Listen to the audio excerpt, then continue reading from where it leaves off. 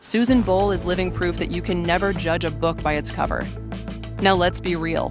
When you saw her walk onto that stage for Britain's Got Talent, you probably didn't expect her to drop a voice like that. But when she opened her mouth and sang, "I dreamed a dream," whole world stopped. That voice wasn't just a talent. It was a cry, a story, a lifetime of being underestimated. But behind that standing ovation and spotlight was a woman who'd been through it, misdiagnosed, bullied, bruised, ignored. Susan didn't just sing through the pain, she carried it with her, every note, every word. For most of her life, 51 years to be exact, Susan thought she had brain damage caused by a lack of oxygen at birth. Doctors told her that. Everyone believed it. Until 2013, when specialists revealed the truth. Susan had Asperger's, a form of autism. Not brain damage, just a different kind of wiring. And when she found out, she called it a blessing. She finally had the words for who she was. That label that held her back her whole life, gone. But life didn't start being kind just because the truth came out. Growing up, school wasn't a safe space, it was a battleground. Kids were cruel, called her names, laughed at her, beat her. Teachers, they weren't any better, told her to shut up, some even laid hands on her. Imagine being a kid, just trying to fit in, and the grown-ups are part of the problem too. And then came the seizures. Epilepsy started showing up when she was young. Fainting, fits, more reason for classmates to target her. Her parents tried to protect her, wrapped her in what she called cotton wool, doing their best with what they knew.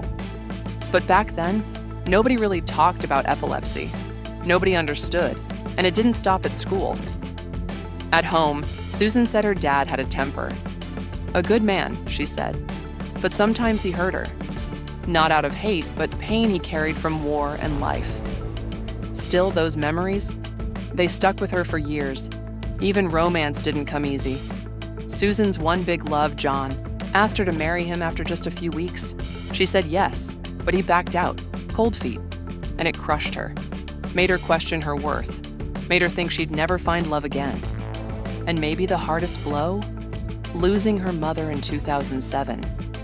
Bridget Boyle wasn't just her mom.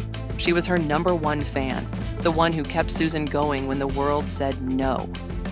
2 years later, Susan stepped onto that Britain's Got Talent stage. She wasn't alone. Her mother's belief was still holding her up. But that fame, it hit fast. It hit hard. Suddenly, the whole world wanted a piece of her. Paparazzi, reporters, strangers outside her house. It was too much. She couldn't even step outside some days. Friends changed, trust issues followed. She wondered who was real. And all that pressure? It landed her in a mental health facility for a while. But Susan, she's a fighter. She went from rejected auditions, 12 of them, to becoming a global icon with one song. Her story didn't come wrapped in a bow. It came in layers. Trauma, misunderstanding, resilience. And yes, eventually, triumph. Today, Susan Boyle still stands, still sings, still inspires. Not because it was easy, but because she never let the world define her. So next time you hear that voice, don't just hear the note. Hear the pain she walked through. Hear the girl that was told to sit down, stand up. Hear the woman who proved that sometimes the quietest ones got the loudest strength. And that's Susan Boyle.